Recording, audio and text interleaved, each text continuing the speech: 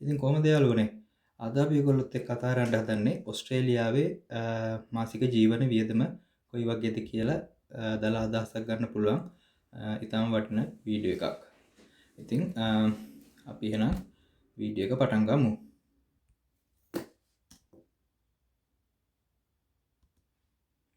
එතකොට අපි අද මේ වීඩියෝ එකේදී කතා කරනවා කරුණු කීපයක්. හවුසින් කොස්ට් එක කොහොමද, grocery and food expenses, shopping වගේ ඩයිනින් වගේ දේවල් වලට අපිට යන වියදම ගැන, ඊළඟට යුටිලිටීස් වලට, ඒ කියන්නේ බිල් එනවනේ අපිට, ඒ වගේ වට යන වියදම, ඊට පස්සේ ට්‍රාන්ස්පෝර්ට් වලට යන වියදම, හෙල්ත් කෙයාර්, এডুকেෂන් වගේ දේවල් වලට, ඊගාට පොඩි දෙයක් කතා කරනවා අපි ඉන්කම් එක සහ ටැක්ස් ගැන, ඊළඟට එන්ටර්ටේන්මන්ට් වගේ දේවල් වලට යන වියදම්, ඊගාවට සමහරලාට අපිට තියෙනවා මේ සැඟවුණු වියදම් වර්ග, විශේෂයෙන්ම ඔස්ට්‍රේලියාවට අලුතෙන් එන අයට. ඊගාවට පොඩි ටිප්ස් කීපයක් මේ වියදම් කොහොමද අඩු කරගන්නේ කියන එක ගැන. ඊළඟට අපි මේ ගැන පොඩි කන්ක්ලූෂන් එකකට අන්තිමට එමු. එතකොට අපේ පළවෙනියටම අපි කතා කරන මාතෘකාව තමයි හවුසින් කොස්ට් එක කොහොමද කියන එක. ඇත්තටම දැන් මෙට්‍රෝ ඒරියා එකක්, ඒ කියන්නේ ඔය සිඩ්නි, මෙල්බර්න් වගේ ඒරියාස් තියෙනවා. ඊගොල්ලන්ට රීජනල් ඒරියාස් තියෙනවා.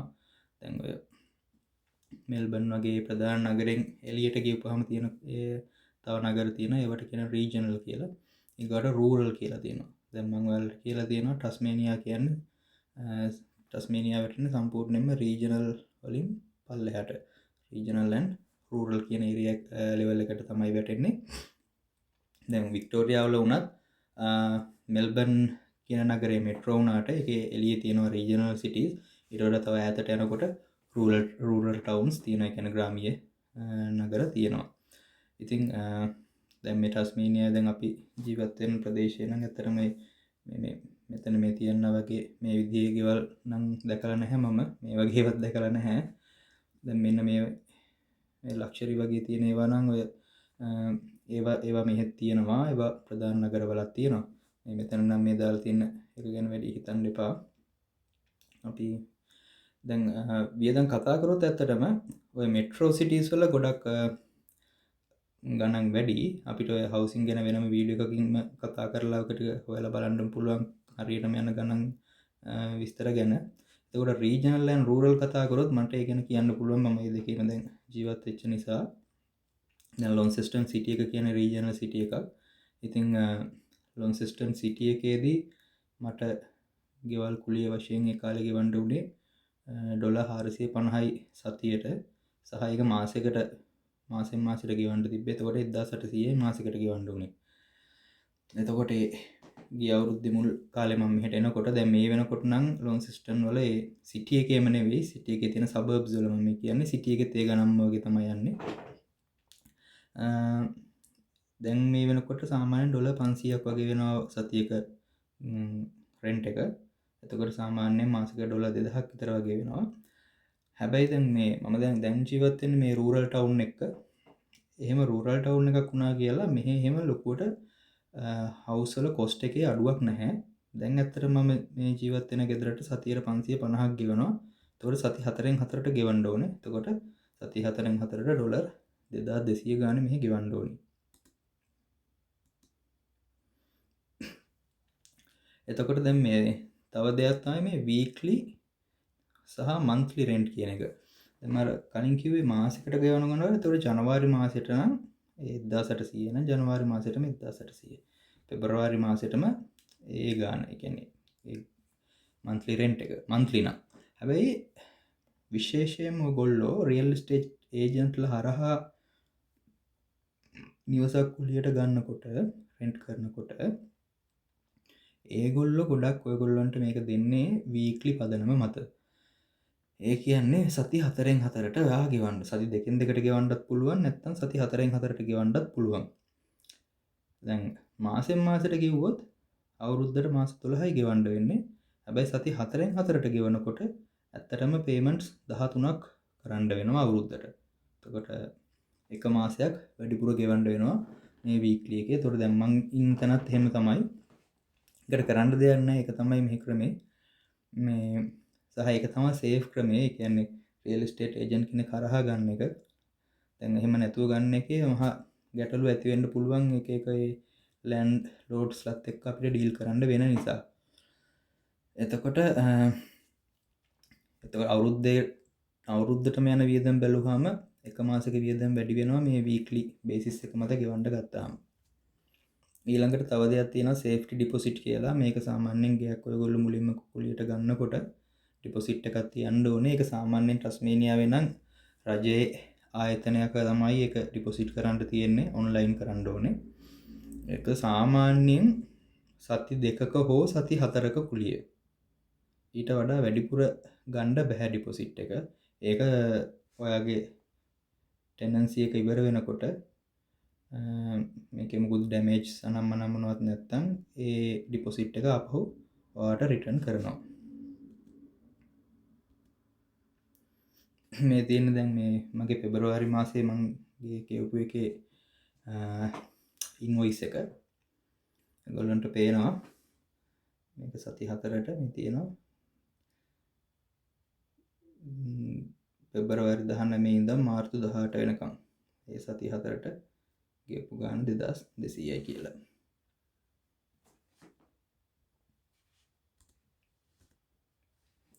ඊළඟ අපේ මාතෘකාව තමයි මේ ග්‍රොසරීස් සහ ෆුඩ්ස් වලට යන එක්ස්පෙන්සස් ගැන. එතකොට මේකේ පොඩි පොඩි වෙනස්කම් තියෙනවා. දැන් වූල්වර්ත්ස් ලගේ, කෝල්ස් ලගේ, IGA කියලා එම කට්ටිය ඉන්නවා එක එක සුපර් මාකට් චේන්ස්. ඒ වගේ එක එක ගණන් වලට යනවා. ගොඩක් කලාවට වූල්වර්ත්ස් සහ කෝල්ස් ලගේ එකම කිට්ටුව තමයි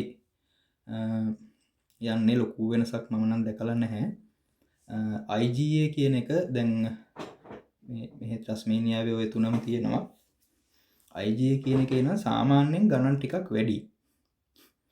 එතකොට දැන් මම දැන් මේ ජීවත් වෙන රූරල් ටවුන් එකේ ඒකේ කෝල්ස් එකක් නැහැ. වූල්වර්ත් එකකුයි IGA එකකුයි තියෙනවා. එතකොට වූල්වර්ස් එකට තමයි අපි ඇත්තටම වැඩිපුර යන්නේ. ගොඩක් අය එහෙම තමයි. IGA එකට පුරුදු වෙච්ච කට්ටියකුත් ඉන්නවා. එතකොට එහෙම එක එක වෙනස්කම් තියෙනවා එක එක සුපර් මාකට් චේන්ස් වල බඩු වල ගණන්.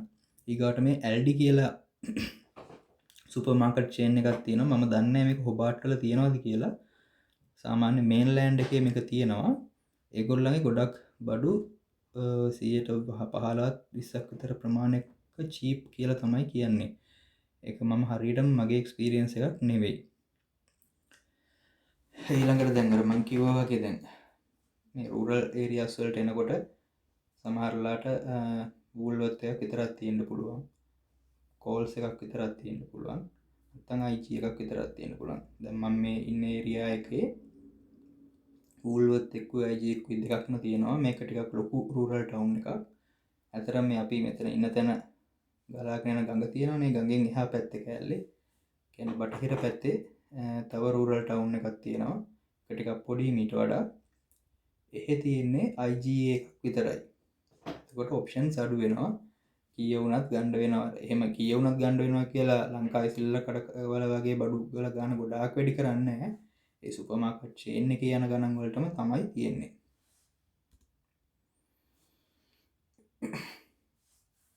ඊළඟට දැන් මම ඔයාලට මෙතන පෙන්වන්න යන්නේ ග්‍රොසරීස් වලට අපිට ගියපු වියදම.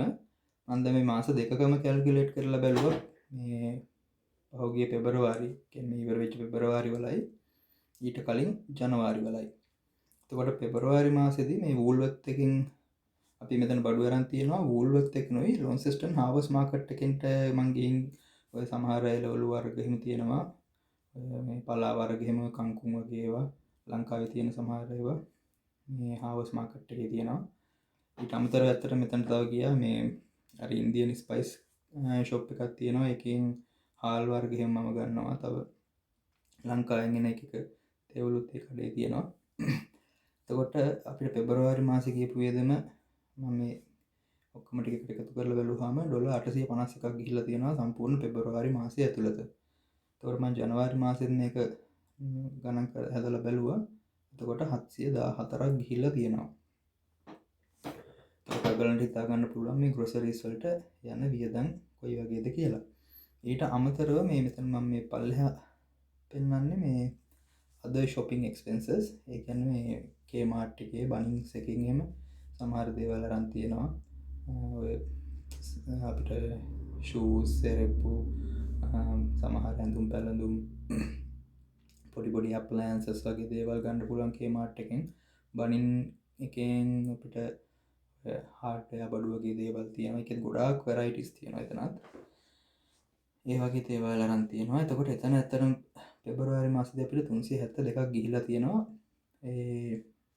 ඒ දේවල් ගන්න.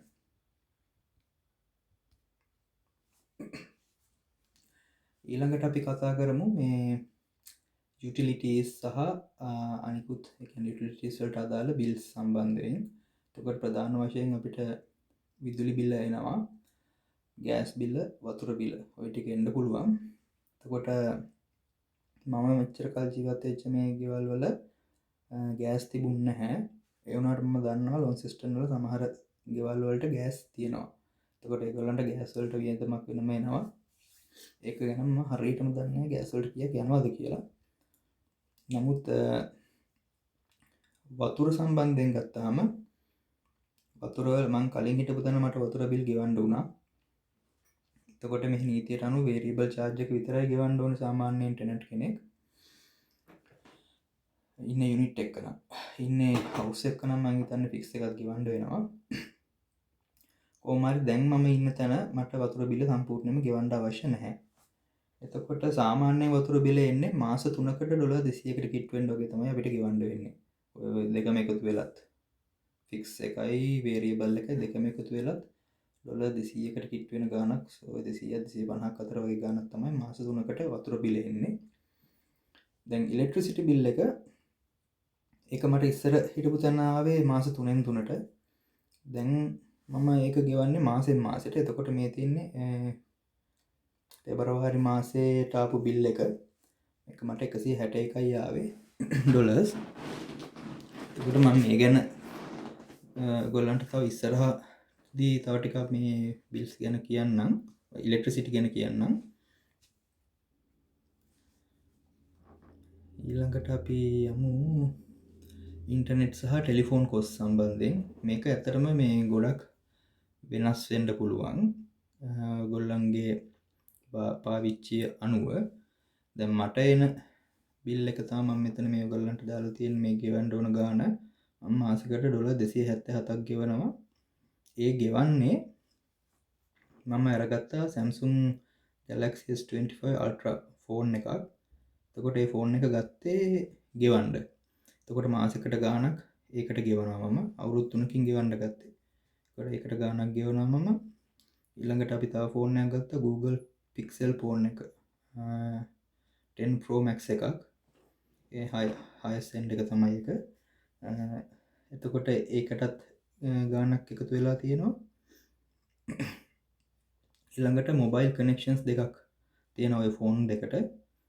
ඊට අමතරව අපිට තියෙනවා NBN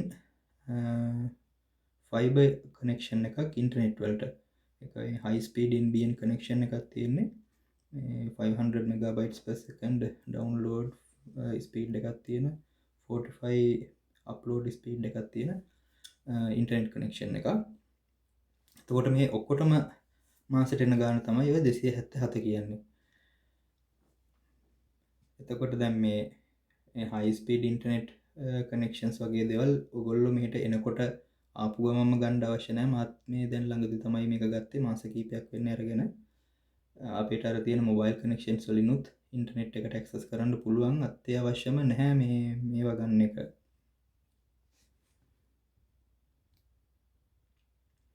ඊළඟට අපි කතා කරොත් අපේ ප්‍රවාහනයට ට්‍රාන්ස්පෝර්ට් වලට යන වියදම් ගැන.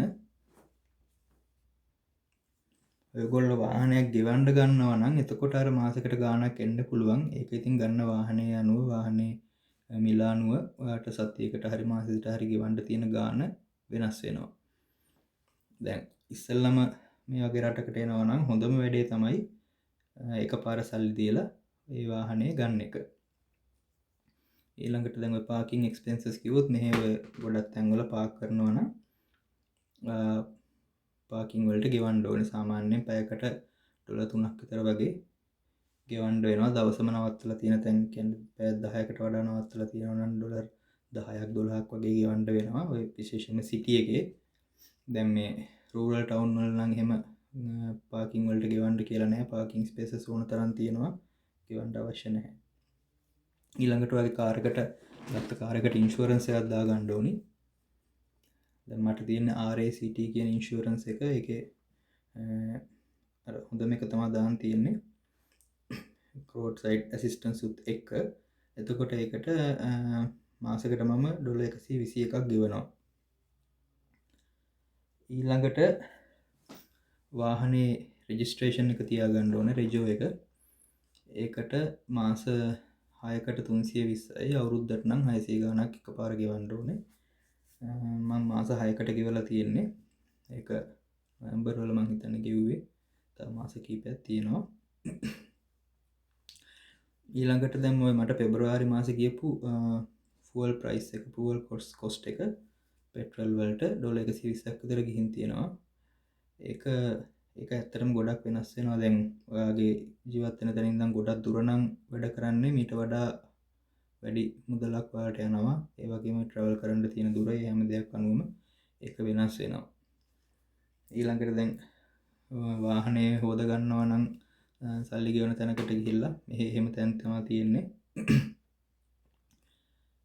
අපිටම හොද ගන්න පුළුවන්. එතන වතුරය, සපන් ඔක්කොම ටික ඒ ඔටෝමැටිකලි වගේ එන විදිහට තියෙනවා. එතකොට ඒකටත් ඩොලර් 13ක් ඩොලර් 10ක් 13ක් අතර ප්‍රමාණයක් වියදම් කරන්න ඔය වෙනවා.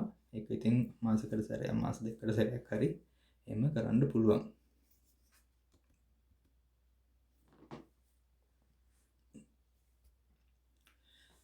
ඊගාවට අපි කතා කරොත් මේ හෙල්ත් කෙයාර් වලට අපිට යන වියදම් සම්බන්ධයෙන්.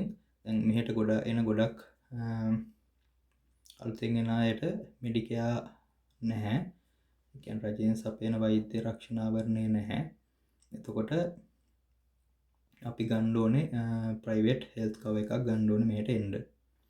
එතකොට දැන් ඔයගොල්ලන්ට GP කෙනෙක් හම්බුනොත් එහෙම GP කෙනෙක් හම්බෙලා බෙහෙත් ගන්න වුණොත් සාමාන්‍යයෙන්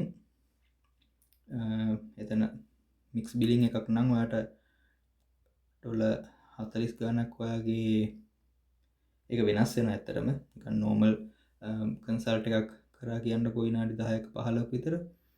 එහෙම වුණොත් ඔයාගේ ප්‍රයිවට් හෙල්ත් එකෙන් ඔයාට ඩොලර් 44ක් ගෙවනවා. නමුත් ඔයාට ඇත්තට මෙතනදී ඩොලර් 100ක් විතර වගේ ගෙවන්න වෙන්න පුළුවන්. ඒ 100ෙන් 44ක් වගේ තමයි ඔයාට ගන්න වෙන්නේ. ඒක පොඩ්ඩක් වෙනස් වෙනවා තැනින් තැනට. ඒක තමයි මෙතන මේ දාලා තියෙන්නේ මේ out of pocket කියන්නේ ඔයාට ගෙවන්න වෙන ගාන, ඔයාට හම්බෙන්නේ නැති ගාන. ඒක සාමාන්‍යයෙන් ඩොලර් 40 ඉඳන් 100 දක්වා වගේ වෙනස් වෙන්න පුළුවන්. ඊට අමතරව දැන් ඔයා අල්ට්‍රාසවුන්ඩ් ස්කෑන් එකක් වගේ එහෙම කරගන්න ඕන නම් ඩොලර් 160ක් වගේ ගාණක් වියදම් වෙනවා. ඒ නිසා අර මෙහි හෙල්ත් කෙයාර් වලට ටිකක් ලොකු වියදමක් යනවා. ඉතින් කොහොමත් මෙහි ඉන්නකොට අනිවාර්යෙන් ප්‍රයිවට් හෙල්ත් කවර් එකක් තියාගන්න ඕනේ. මට තියෙන මේ බූපා කියන ඉන්ෂුරන්ස් එක තමයි තියෙන්නේ. එතකොට ඒකේ හැම මාසෙම ඩොලර් 289ක් මම ගෙවනවා. එහෙම ගෙව්වා කියලා ඒගොල්ලොන්ගෙන් එහෙම ලොකුවට මේ ගන්නත් බෑ. ක්ලේම් කරන්නත් බෑ. ඒක ගැටලු තියෙනවා ලංකාවේ වගේ එහෙම ලොකුවට ක්ලේම් කරන්න බෑ ඉන්ෂුරන්ස් එකෙන්. ඔය අපි මාසෙට 200 ගාණක් ගෙවුවට අවුරුද්දට මේගොල්ලෝ GP කන්සල්ට් වලට අපිට ආපහු ගියන්නේ ඩොලර් 600ක් දක්වා වගේ ගාණක්. එහෙම පොඩ්ඩක් තියෙනවා දේවල්. එතකොට මෙඩිකෙයා හම්බෙනකන් අපිට හෙල්ත් වලට ටිකක් වියදම් දරන්න වෙනවා.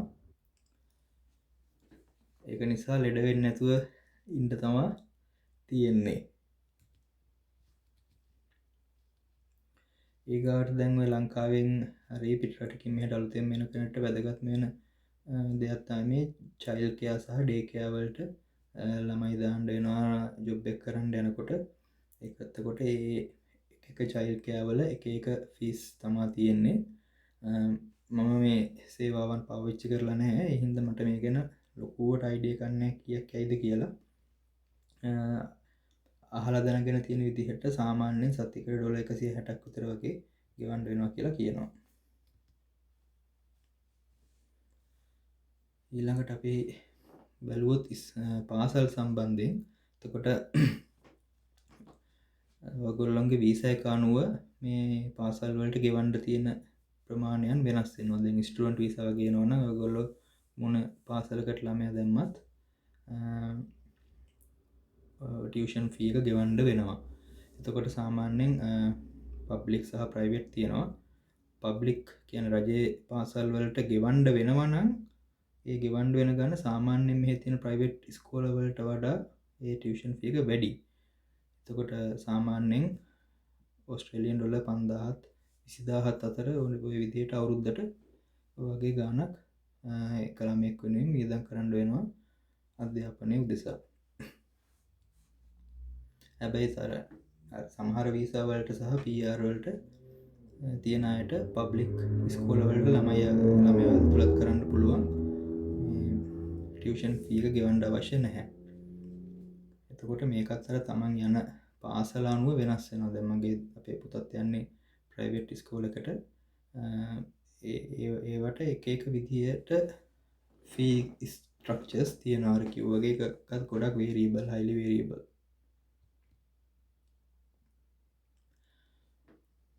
ඊළඟට දැන් මම මේ ටැක්ස් සහ ඉන්කම් එක සැලරි ගැන මම ඇත්තටම ලොකුවට කතා කරන්නේ නැහැ මෙතන. නමුත් අර බැලුවොත් ඔයා කරන ජොබ් එක අනුව ඔගේ පවුල කී දෙනෙක්ද වැඩ කරන්නේ, ඒ වැඩ කරන ෂිෆ්ට්ස් අනුව ඒ විදිහට ඔයා සෝල් ට්‍රේඩර් කෙනෙක්ද එම්ප්ලොයී කෙනෙක්ද ඒවා අනුව ඔයාට හම්බෙන සැලරි එක ගොඩක් වේරියබල් වෙනවා. කොහොම වුණත් ඕස්ට්‍රේලියාවේ හම්බ කරන හැමෝම ටැක්ස් ගෙවන්න ඕනේ.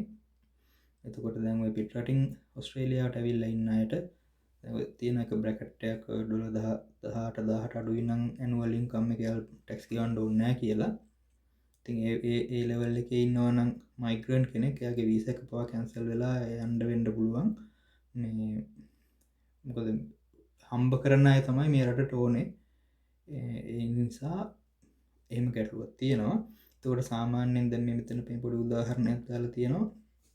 ඇනුවල් ඉන්කම් එක 80,000 නම් ටැක්සස් වලට 20,000 වගේ කැපිලා ඔයාලට මාසෙකට 5,000ක් වගේ එන්න පුළුවන් කියලා. එහෙම වෙන්න පුළුවන් ඇත්තටම. ලොකු ටැක්ස් එකක් කැපෙනවා. ඒක තමන් ගන්න පඩියත් එක්ක වෙනස් වෙනවා. ඒක ඔයගොල්ලන්ටත් ඇත්තටම මේ Google එකේ සර්ච් කරලා බලන්න පුළුවන් කොච්චර ආදායමකට කොච්චර ටැක්ස් එකක් කැපෙනවද කියලා.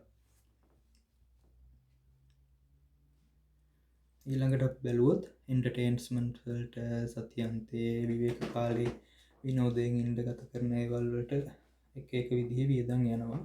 සාමාන්‍යයෙන් ජිම් මෙම්බර්ෂිප්ස් ගන්න පුළුවන්.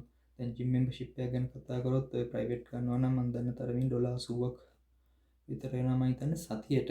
හරි මාසෙට හරි මට මතක නැහැ. සමහර පේෂන්ට්ලා එහෙම වෙල්ල කියනවා මට ඔය. ඊළඟට දැන්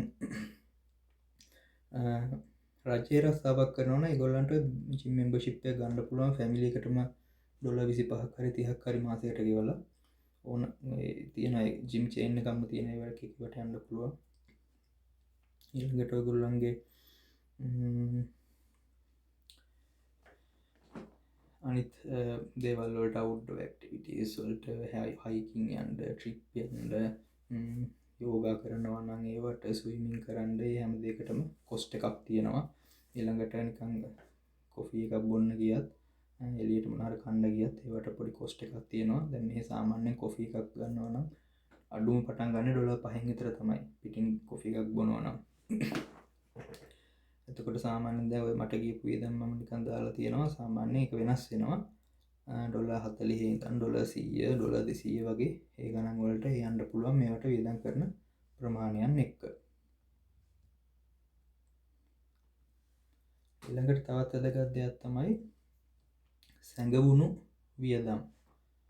එතකොට දැන් මෙතන මම මේක දාලා තියෙනවා සාමාන්‍ය කාර් රෙජිස්ට්‍රේෂන් ෆී වගේ ඒවා එන්නේ අවුරුද්දකට සැරයක්.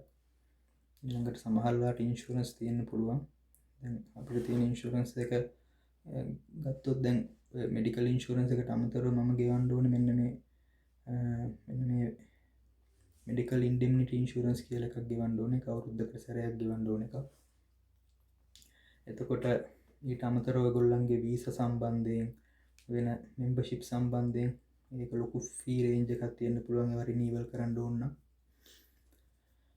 ඊළඟට හදිසියේ ෆයිනෑන්ෂල් කොස්ට් මතුවෙන්න ඉඩ තියෙනවා.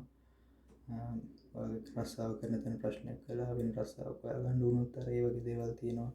එතකොට එක සර්ටිෆිකේට්ස් ගන්න ඕනේ. BLS ALS වගේ ඒවා මේ වෛද්‍යවරුන්ට සහ නර්සස්ලට එහෙම ඒවා අවශ්‍යයි. ඊට පස්සේ කාට හරි අසනීපයක් වුණොත් එහෙම වියදම් එන්න පුළුවන්.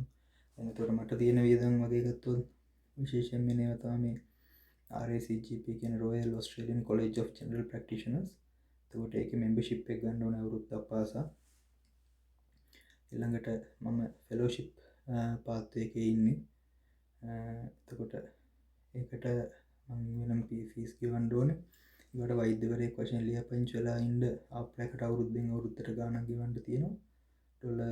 $900 ගාණක් 1000කට කිට්ටි මම හිතන්නේ අවුරුද්දට. ඊට පස්සේ දැන් වෛද්‍යවරුන්ට එහෙම නම් දැන් AMC clinical exam එක එහෙම කරනවා නම් ඒකට වෙනම ගෙවන්න ඕනේ.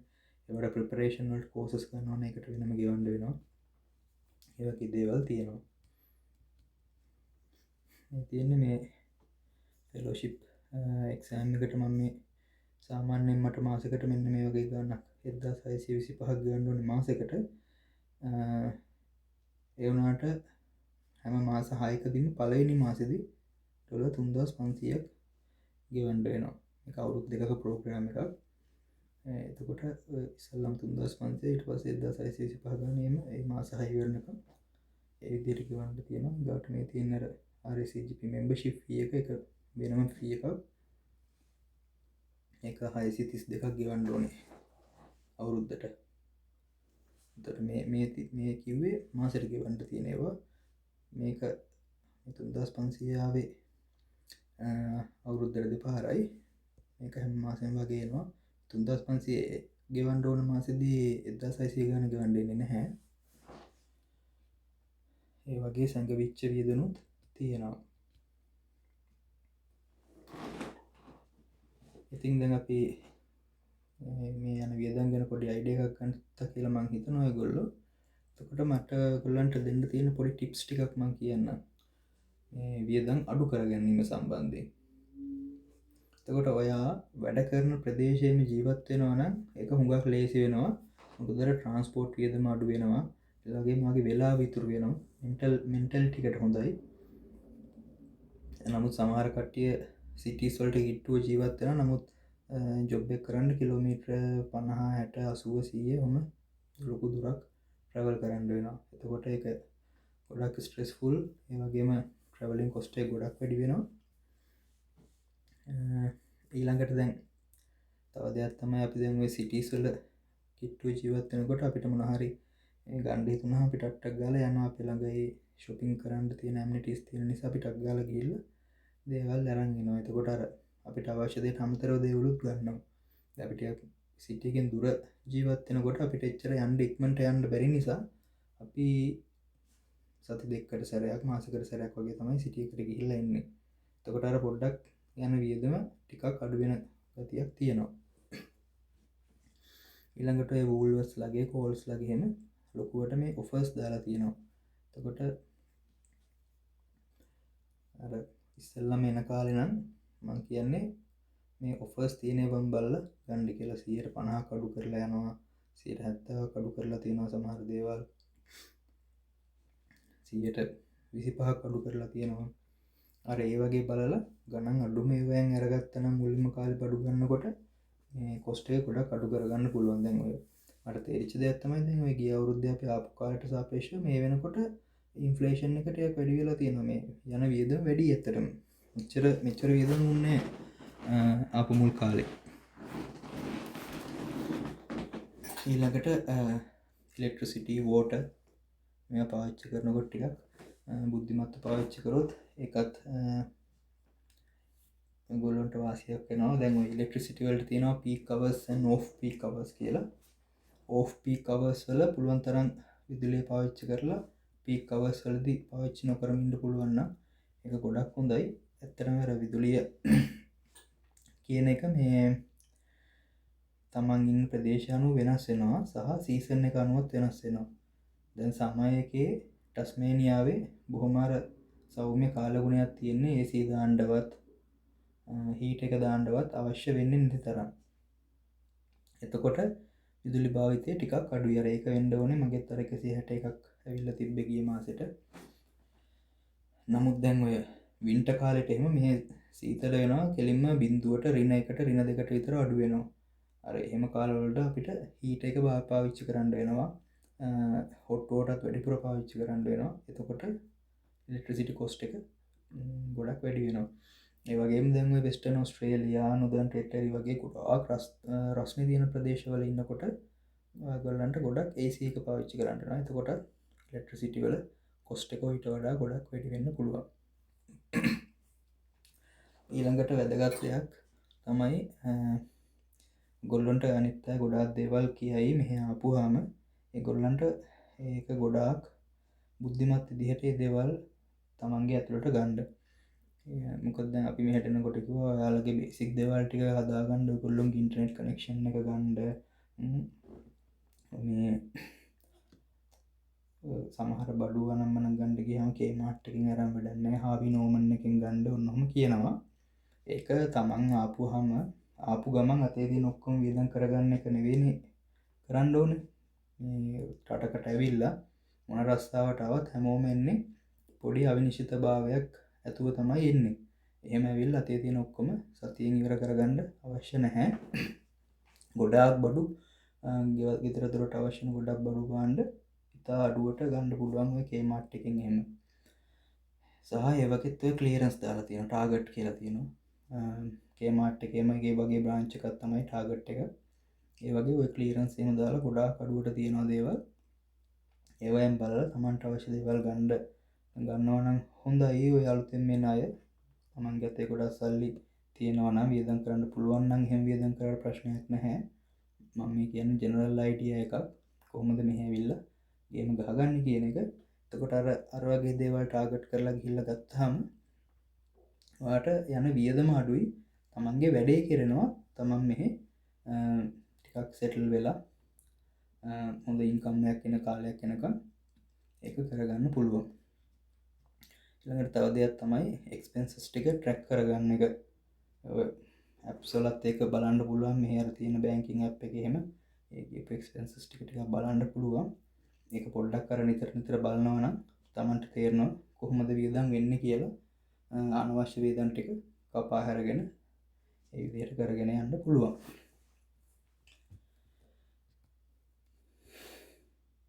ඉතින් දැන් ඔය කිව්ව කතා ඔක්කොමත් එක්ක දැන් ඔයගොල්ලන්ට මොකද හිතෙන්නේ? ඔයගොල්ලන්ට හිතනවාද මේ ඕස්ට්‍රේලියාව තාමත් එහෙම සුරපුරයක් වගේ ඇවිල්ලා ජීවත් වෙන්න පුළුවන් රටක් කියලා? මට කියන්න තියෙන්නේ ඇත්තටම එහෙම වියදම් තිබිලත් මම හිතන්නේ තාමත් මෙහි අපිට ඒකට මේ අෆෝඩ් කරන්න පුළුවන්. ඒ වගේ ලොකු වියදම් දරාගෙන මෙහි ජීවත් වෙන්න පුළුවන්. Tamanට හොඳ රැකියාවක් තියෙනවා නම් ඒ අවශ්‍ය ස්කිල්ස් ටික ඒ අවශ්‍ය සුදුසුකම් ටික Tamanට තියෙනවා නම් මේ ජීවත් වෙන්න බැරිකමක් නැහැ. එතකොට අපි දැන් බැලුවොත් සාමාන්‍ය මාසෙකට යන ටෝටල් වියදම කොච්චරද කියලා මම මෙතන දැම්ම අපේ රෙන්ට් එකට යන 2200යි, ග්‍රොසරිස් වලට 800ක් දැම්මා, shopping වලට 372ක් දැම්මා, electricity වලට 161ක් දැම්මා, internet and phones වලට මේ 277ක් දැම්මා, car insurance එක, fuel cost, medical insurance, entertainment, ඊළඟට මේ professional development කියලා 1700ක් දාලා තියෙන්නේ. අර RACGP එකට ගෙවන්න ඕනේ 1625ක් වගේ ඒ වගේ ගාණක්. එතකොට යනවා. එතකොට ඒ ටික ඔක්කොම එකතු කරපුවම 6140ක් එනවා ඕස්ට්‍රේලියානු ඩොලර්ස් වලින්. සාමාන්‍යයෙන් රුපියල් වලට පෙරළුවොත් 1,12,000කට වඩා වැඩි ගාණක්. එතකොට මම මෙතනට ඉන්ක්ලූඩ් කරේ නැති දේවල් තමයි මේ වාර්ෂිකව ගෙවන්න වෙන දේවල්. කියන්නේ ටැක්ස් ගෙවන්න වෙනවා. එක membership fees, registration, school fees වගේ දේවල් මම මෙතනට include කරේ නැහැ. ඉතින් සාමාන්‍යයෙන් ඔයාට මාසෙකට මෙන්න මේ ගානට වඩා වැඩි සැලරි එකක් හම්බෙනවා නම් මේ ගාන කවර් කරන එක එච්චර ගැටලුවක් නෙවෙයි. ඒ වගේම දැන් හැමෝටම මේ කියන වියදම් ඔක්කොම නැති වෙන්නත් පුළුවන්. ඒ වගේම මම නම් කියන්නේ ආපු ගමන්ම groceries වලට මේ මෙච්චර වියදම් කරන්න එපා. පුළුවන් තරම් අඩුවෙන් වියදම් කරගන්න groceries වලට අත්‍යවශ්‍ය දේවල් විතරක් අරගෙන එතනින් ගොඩක් කට් ඩවුන් කරගන්න පුළුවන්. ඉස්සර නම් අපිට ඇත්තටම ඩොලර් 400ක් වගේ තමයි ගියේ. ඊට මාසෙකට ඊටත් අඩුවෙන් තියාගන්න පුළුවන් නම් හොඳයි. ඊළඟට shopping කියන දේවලුත් අර ආපු ගමන් අත්‍යවශ්‍ය බට් ටික ගත්තට පස්සේ ඊට වඩා වියදම් කරන්නේ නැතුව ටික කාලයක් අල්ලගෙන ඉන්න බලන්න. ඊළඟට ඉලෙක්ට්‍රිසිටි වලට මම කිව්වා ටෙලිෆෝන් ඉන්ටර්නෙට් වලට උනත් දැන් ඔයා අරන් යන ෆෝන් එක හොඳයි නම් ඉතින් මෙහෙ ඇවිල්ලා ආයේ ෆෝන්ස් ගන්න ඒවා මේවා කරන්න අවශ්‍ය නැහැ. ෆෝන් කනෙක්ෂන් එකක් විතරක් ගත්තාමත් ප්‍රමාණවත්. ඊළඟට දැන් මෙඩිකල් ඉන්ෂුරන්ස් වගේ දේවල් නම් ඒවා නම් ඉතින් අනිවාර්යෙන් ගෙවන්න වෙනවා. ඉතින් ඔහොම තමයි මෙහි වියදම් ටික. එහෙනම් ඉතින් අපේ යාළුවෝ හැමෝටම බොහොම ස්තුතියි අපේ වීඩියෝ එක නරඹුවට. ඔයගොල්ලන්ට මොන හරි ඉෂුස් තියෙනවා නම් මොන හරි ප්‍රශ්නයක් තියෙනවා නම් අහන්න කමෙන්ට් එකක් දාගෙන යන්න. එහෙනම් හැමෝටම ජය වේවා.